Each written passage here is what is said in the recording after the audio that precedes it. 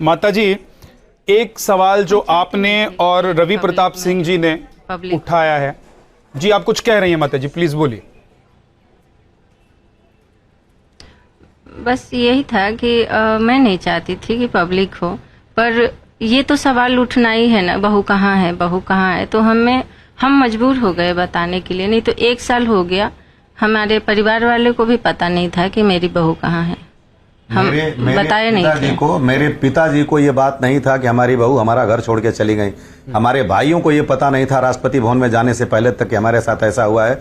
मैं भगवान शंकर जैसे विष पी करके जी रहा था, ये उनके पिता को भी बताया था। लेकिन जब सारा चीज खत्म हो गया तब मैंने अपने पिता को फोन करके दिल्ली से बताया। जब वो बोले कि बातचीत हुई है, क्या हो रहा है, बहू कब आ रही है, मैंने कहा अब आप उस ख्याली पुलाव में न रहें, वो अपनी जिंदगी में आगे बढ़ गई हैं और आप इस सत्य को स्वीकार एक चीज और बताइए कि मैंने कई जगह जो मैं पढ़ रहा था तो मुझे पता लगा कि स्मृति जो है वो एक मल्टीनेशनल कंपनी में काम कर रही हैं, इंजीनियर हैं। आप बता रहे हैं कि वो किसी स्कूल में पढ़ा रही हैं, सच क्या है? जी वो NIT जालंधर से बीटेक की थी सिविल इंजीनियर में, और मेरा बेटा भी वहां से बीटेक में एडमिशन लिया था केमिकल इंजीनियर में। वो ICIC लोम्बार्ड में काम कर रही थी शादी से पहले। शादी के बाद उन्होंने वहीं से छोड़ दिया, और उसके बाद मेरी जानकारी के हिसाब से किसी मल्टीनेशनल कंपनी में नहीं है। अगर हो तो मेरी जानकारी से परे है। इतनी मेरी जानकारी है कि वो किसी स्कूल में पढ़ा रही हैं। कौन से स्कूल में पढ़ा रही हैं इसकी भी जानकारी मुझे नहीं। कहाँ रह रही हैं? इनके पिताजी भी कहे कि वो पढ़ा रही हैं अभी। नोएडा या बेंगलुरु, कहाँ रहती हैं आप? नहीं, वो गुरदासपुर में अपने वो दीना नगर गुरदासपुर अपने पिताजी के साथ रह रही हैं। अच्छा, ठीक है। रवि जी, एक सवाल जो आप लोगों ने उठाया, और राहुल गांधी से आप लोगों की मुलाकात हुई थी, तो आप लोगों ने कई मीडिया रिपोर्ट्स में जो बातें कही हैं, जो छपी हैं, उसमें सामने आया कि आप लोगों ने कहा कि NOK यानी कि नेक्स्ट टू किन जो है उसमें बदलाव होना चाहिए इस सेना में।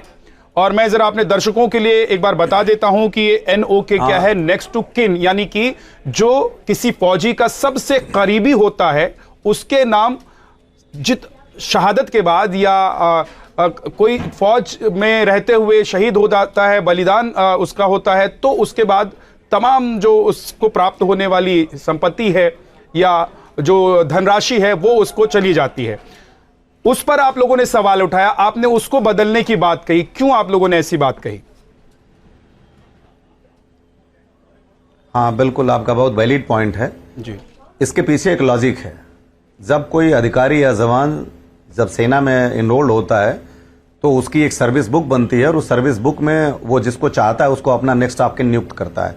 तो नॉर्मली लोग अपने माता पिता को, जिनकी शादी नहीं होती है, वो करते हैं। और शादी होने के बाद ये ट्रेडिशन है कि 90 डेज के अंदर वो अपना विल और पूरी जो मैरिज डिक्लेरेशन है उसको चेंज करता है। तो 99 से पहले ये 100% पत्नी को जाता था, लेकिन जब यही जिस व्यथा को हम झेल रहे हैं, जब कारगिल में ये देखा गया तो गवर्नमेंट ने उसको मैंडेटरी कर दिया था विल को 67-33% पे जी। तो नॉर्मली वो केवल उसके लिए इंप्लीमेंट होता है जो आर्मी ग्रुप इंश्योरेंस का पैसा होता है। बाकी सारी चीजें पेंशन पे पर किए जाती हैं NOK को।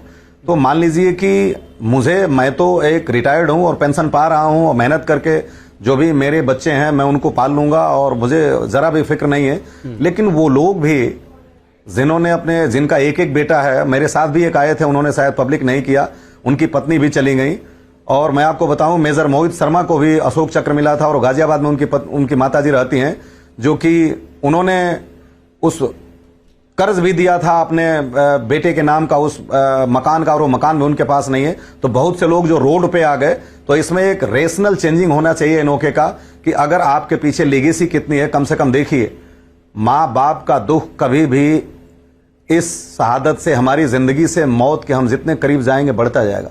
क्योंकि एक मेरा बेटा है, कल को अगर वो पानी नहीं देगा तो मुझे मेरा बेटा याद आएगा। अगर हमारे पैर नहीं चलेंगे तो मुझे मेरा बेटा याद आएगा। मैंने डॉक्टर बनाया था, मुझे अंतिम समय में ये दुख रहेगा कि मेरा बेटा होता तो मुझे मुखाग्नि देता, जो कि हिंदू माइथोलॉजी में बड़ा बेटा ही पिता को अग्नि मुखाग्नि देता है।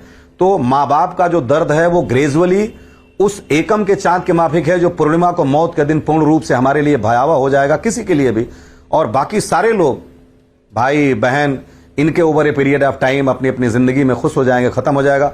अगर मेरी बहू शादी करती हैं जैसा कि वो कह रही हैं, या उनका वो अभी है, वो तो शादी करेंगी, कोई प्यार करने वाला पति मिलेगा, उनके बच्चे होंगे, तो निश्चित रूप से कुछ दिनों के बाद कालांतर में 10, 20, 50 साल के बाद वो ये भूल जाएंगे कि मेरी जिंदगी में अंशुमान जैसा भी कोई व्यक्ति था, या यादा कदा किंचित किसी दिन कदाचित किसी स्पेशल ओकेजन पे याद करेंगी, लेकिन माँ बाप तो रोज याद करेंगे। इसलिए जो ये उनके का है, ये जो पुराना ट्रेडिशन है, इसमें वार्ता हो करके और एक कॉम्पिटेंट फोरम पे जी डिस्कशन के साथ इसमें एक जो है कंप्रिहेंसिव, या आप कहें कि ट्रांसपेरेंट चेंज होना चाहिए।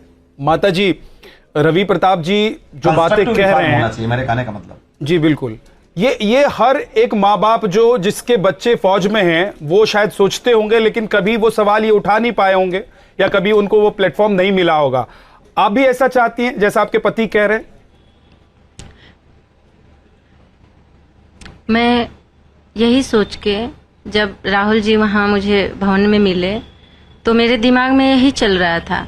जो चार दिन से बहू हर जगह खड़ी हो रही थी, एक बार अपने सास को देखी नहीं अपने आंखों से कि ये कैसी है। पूछना तो दूर की बात है, एक माँ बेटी के रिश्ता का भी उन्होंने ऐसे घृणा से देखा कि एक बार नमस्ते भी नहीं किया। तो मुझे बहुत दर्द हो रहा था कि एक बार देखी भी नहीं, जिसको मैं अंशुमान से ऊपर रखा था। और ये भगवान मुझे सांस दिया है, झूठ नहीं बोल रही हूँ। मैं उसको बोलती थी, मेरा अंशुमान तो फौज के लिए बना है, वो वहाँ रहेगा, तू मेरे साथ रहेगी, तुम्हारे साथ मैं रहूंगी, तू मेरा अंशुमान ही है। पर उसने मेरे तरफ देखा भी नहीं। तो मुझे उस दिन सडनली मैं बहुत दुखी थी।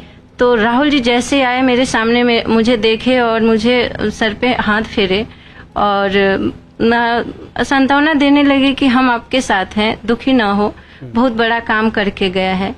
तो मेरे दिमाग में यही आया कि मैं इसको, जो मैं दर्द झेल रही हूँ, आगे माँ बाप ना झेले जो दर्द मैं महसूस कर रही हूँ।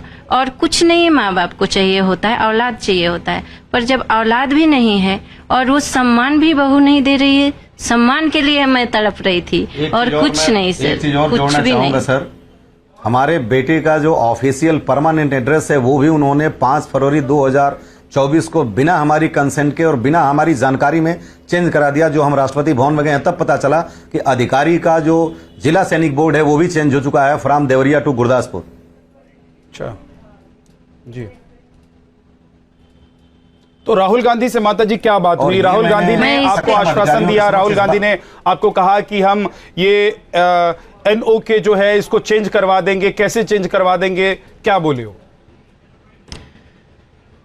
उन्होंने चेंज करवा देंगे ये तो अलग बात है। उन्होंने ये बोला कि इस पे हम विचार करेंगे, बैठेंगे, संसद बैठेंगे।